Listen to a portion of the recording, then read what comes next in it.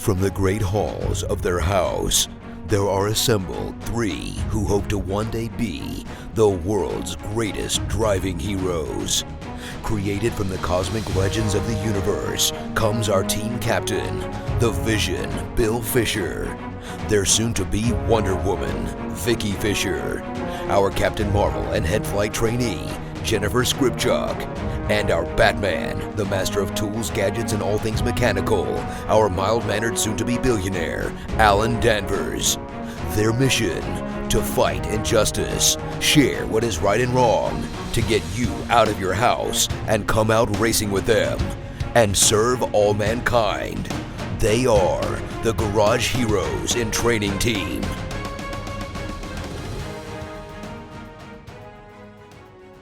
Dominating with Dawson. Dominating with Dawson. I need me some Dawson! Dawson, Ben, it's so good to see you again. Good to see you guys too. I needed some Dawson, so it's nice to be back doing this kind of Dawson and not my normal boring ass Dawson stuff. So welcome back, me. I was gonna say you should be pretty much full on your Dawson 24/7, but you know you would think so, but it's not always the right kind of Dawson. I guess.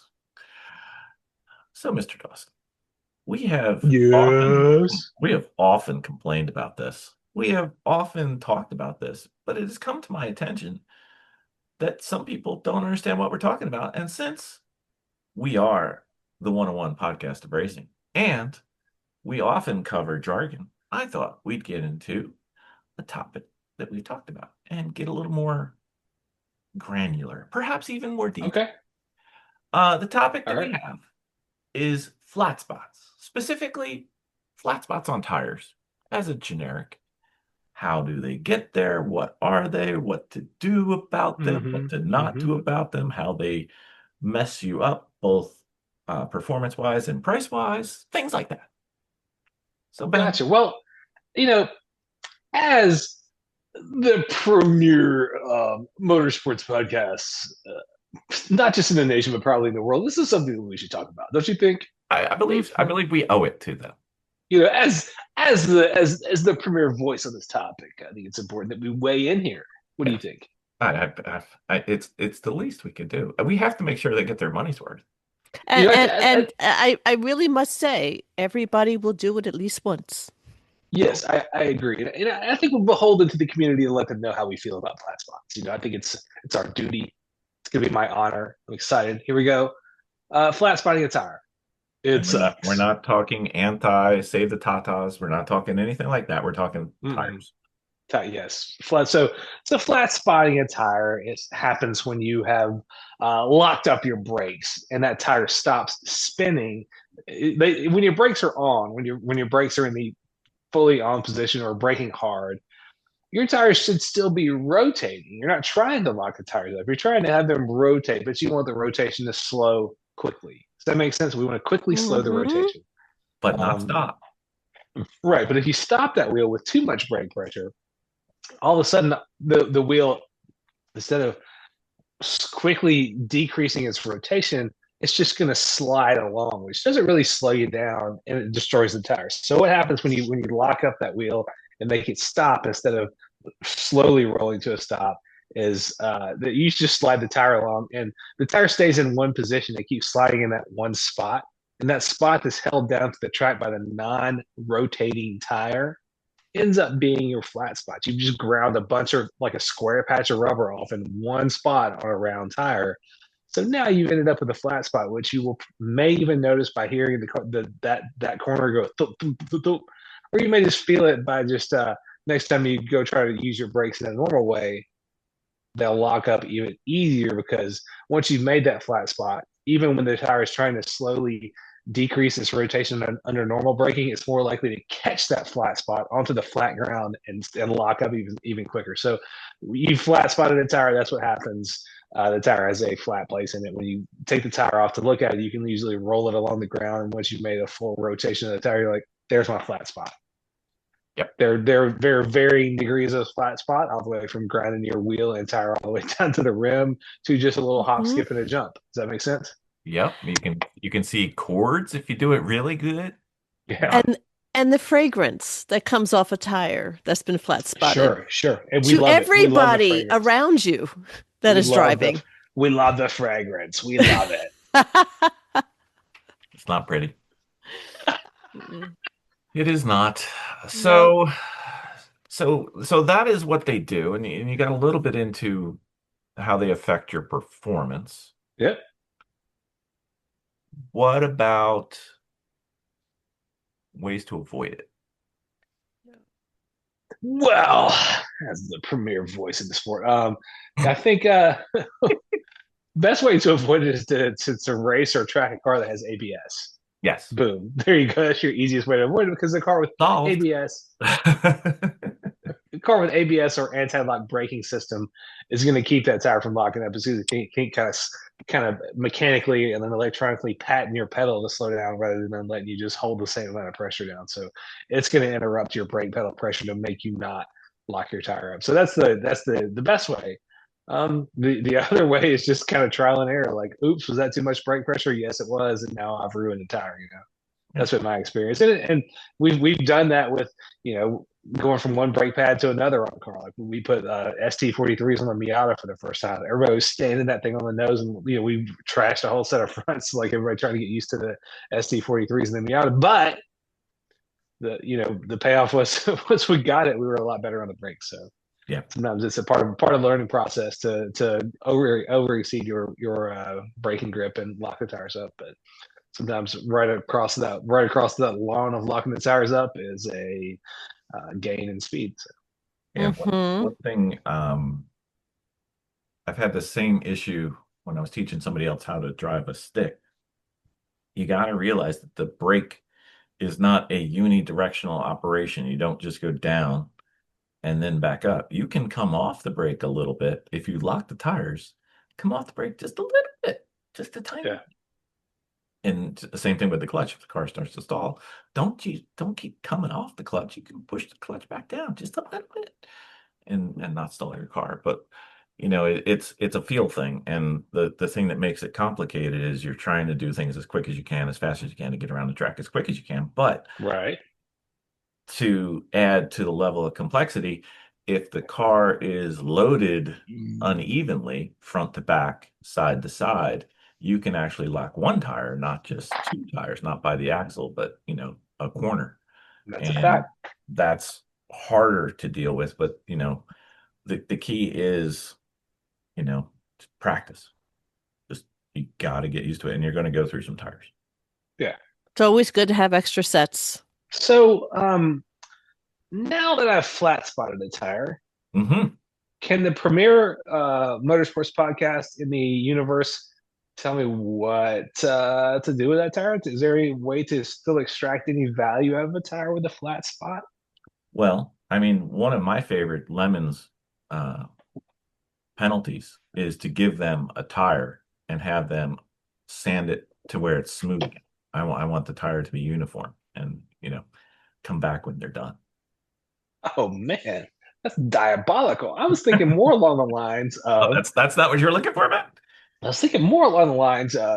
you flat spotted the tire. Say you're at a track where most of the turns are right turns. Mm-hmm. So who knows what our most loaded tire is going into a fast turn at the right turn track is? What's the tire that's most loaded up? Which tire is most loaded up in a right-hand predominantly turning track? I'll give you 4 choices: front left, front right.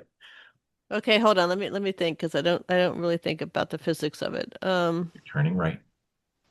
Mhm. Where's the pressure? Where's the force? It's on the outside left. Well, yes. Which end? Back? Front or back? If I'm going into a turn? The track mostly turns to the right. Mm-hmm. If you're going to be, where's most of your force? I Is would it in have. the front or the back? It's in the front. There you go. Yep, front Got left. it. Nailed it. So say you've gone through in the turn one at this track, and that's the biggest braking moment of the whole track, and you just roasted that left front tire trying to get into that right hand turn. You come in let's just say, for instance, this has happened to you in the test day before a lemons race, and then your lemons race is Saturday. So you did this on a Friday test day. Like, oh crap! At the end of the day, we flat spotted a tire. We're pulling all our tires off. We only came to the track with a set of tires, so we got what we got. We could go home since we flat spotted a tire, or we could figure out what we're gonna do. What we're gonna do is we're gonna take that tire that got roasted and try to figure out what's the least loaded corner at this track. So if the left front is the most I loaded, know. Hey, what she's you got? alive. She's alive. What's See, the least loaded? oh, it's the back right. Yeah, And exactly. the only So reason why I say that is because I followed many of little cars, and especially that are front end, front wheel drive, and yeah, their back right wheel is usually not touching the ground. exactly. So check this out. Tripod. That wheel that's not touching the ground very often can probably going to be okay with the flat spotted tire on it because it's not doing the most amount of braking. It's not doing the lion's share of the Hmm. turning or anything like that, like it was when it's flat spotted. So if I'm in that spot where I don't have another tire to sub in for a flat spotted tire, I have certainly more than 10 times in my life taken that flat spotted tire and moved it to the least loaded corner of the car and worked everything back around so the most optimal tire now is at the left front and the spot that was the most crucial, and everything else, the other two just kind of settle out to the other two spots and use up for the best. But if you flat spotted a tire, it's not necessarily a write off. And I mean, I'm not trying to nickel and dime, but I mean, this stuff's expensive, and I mean, there's a lot. Sometimes the difference between a tire or a set of tires and not a set of tires may be the difference between us getting to the track or not getting to the track. So I wanted to make sure to include sort of the what do you do with this tire now that it seems like it's irrevocably fucked up. It's probably not. You just put it in the easiest spot in the car, and you're probably gonna be fine. And you probably will forget about it until the tires worn out. We forgot to cover one of the most important things about flat spotting your tires, Yes. and that is if Dun, you were dun, at dun. if you were at a track and you flat spot your tires, and it is a Saturday evening going into the potluck, and the Three Pedal Mafia happens to be there, Uh you huh. will likely be wearing some type of marital aid on your forehead for the entire evening, Yeah. and there's nothing you can do about it. So don't flat Okay. spot your tires. Highly recommend. Good to know. Good to Yeah. know. Mhm. Or else don't go to events where those people are going to be. Go to an event where race bar is going to be, and they'll slap like a pink dildo on every window of your race vehicle and all your tow vehicles, even if you didn't do anything weird. Well, they don't need a flat spot as an excuse, so No, they don't. exactly. All right, How do so they have flat so spot. many? How do they have so many dildos? I've never understood that. Like the dildo budget for race bar must be astronomically higher than their tire budget or their Um, dyno budget. You know, those guys go to the dyno all the time. really? Yeah, they had this. That's why they kept blowing motors up for the first few years that you knew them. You and I both knew them pretty much. You know what They comes to kept blowing mind, motors Ben? because they would go take them to the dyno. They would build this thing and go take it and have some guy put like an autocross tune on it. It's like, why do we blow up? So we love race bar. We're not picking on you, but Who's your race bar? what came to mind when you said they go to the dyno all the time? The first sentence that went through my mind was, if they're doing that, they should be way better than they are. The thing I think of, Uh-oh. the thing I think about taking a race bar vehicle to the dyno is much more along the lines of like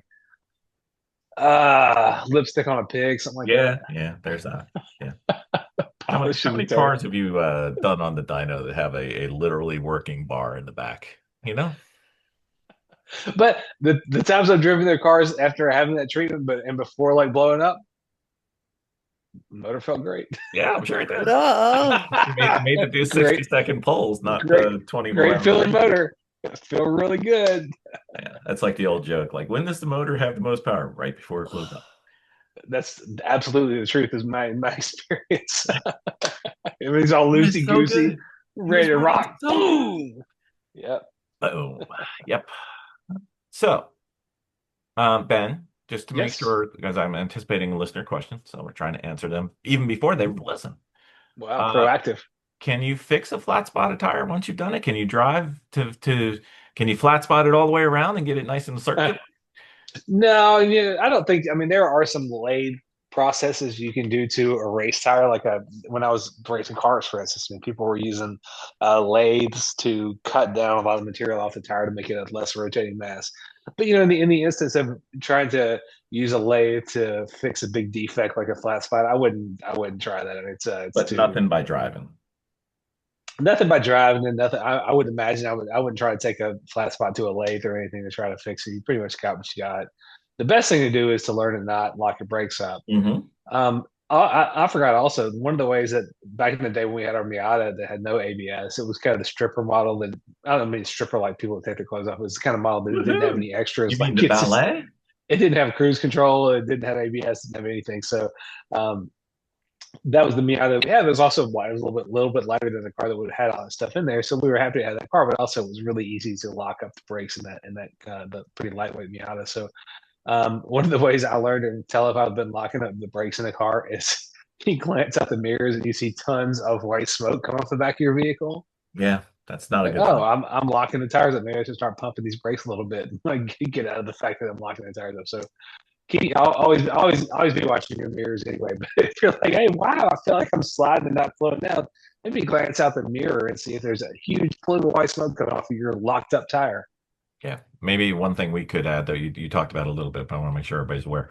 If you're having an issue with front to back or back to front lockups, you may want to look at two different brake pads on the different Yeah. axles to get a better balance, unless you have a brake bias or fancy schmancy stuff.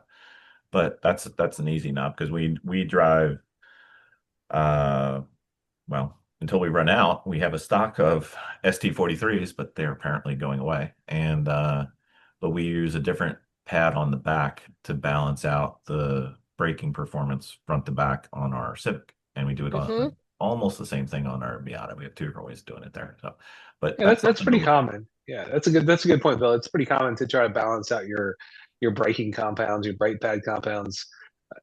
Also, like you said, like especially if you don't have a biasing knob, that you can adjust the bias directly with. Sometimes you can adjust the bias by, running pads that are happier at different temperatures or something like Yep. that. Or different grips, different And friction. different friction. Coefficients. Yep. That's true. So we've definitely done the same thing. The old trick in Miatas used to be everybody used to run Carbotech brakes. Mhm. And you would run Carbotech XP10s on the front and XP8s on the back, just to have a little bit less friction in the back.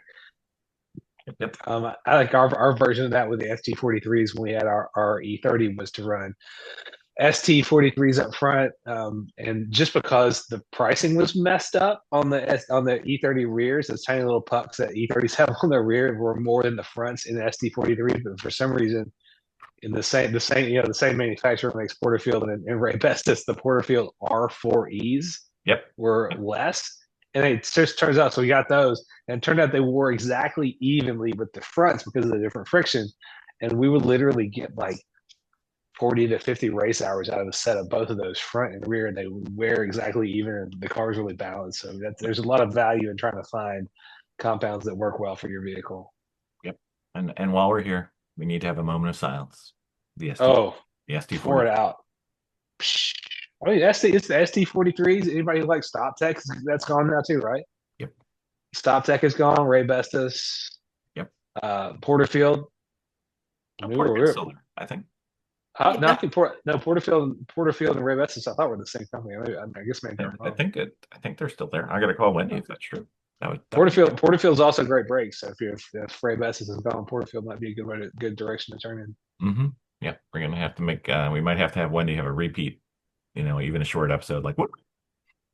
And I gotta say, if you're out in the weeds and not after this change when Ray Bestis disappears and you're not sure it's working out real great, a person who you can turn to and ask, and he will probably answer you even if you don't buy stuff from him, but is also a guy who's constantly out there testing and racing, is Chad Moorhead. Yep. So if you're dicking around like, oh shit, what pads do I need to get next? Ask Chad Moorhead. Moorhead Speedworks. That dude knows everything. I would recommend you buy stuff from him too, because he's great to do business with. If you need racing stuff like brake fluid or anything, but that dude is also, he's out there racing WRL all the time, and just constantly testing, and he's got clients who have him out there doing this stuff just kind of nonstop. So he's a great resource. That's who I would ask if I was like, oh crap, what pad's good these days? I would probably just ask Chad Moorhead. Awesome dude, nice guy. Yep. Yep. Well, hopefully things will change, but the news at this point is not looking good. But we'll see. Nope. Okay. There's always Thank- going to be good brakes out there. Even if it's not your latest favorite flavor, something will be out there that'll stop your car because Yep. people want to do this quickly and well. So if they're not doing it, somebody else will come out and do it. Indeed. The correct answer is not at advanced, though. Yep. All right. Thank you, Ben. Thank you. That was you. great. Good luck, everybody, with your flat spots and your feet on the brakes. Thank you. Bye. I got a dead spot. I can edit that. That's fine. Thank you, Ben. Thanks. All right.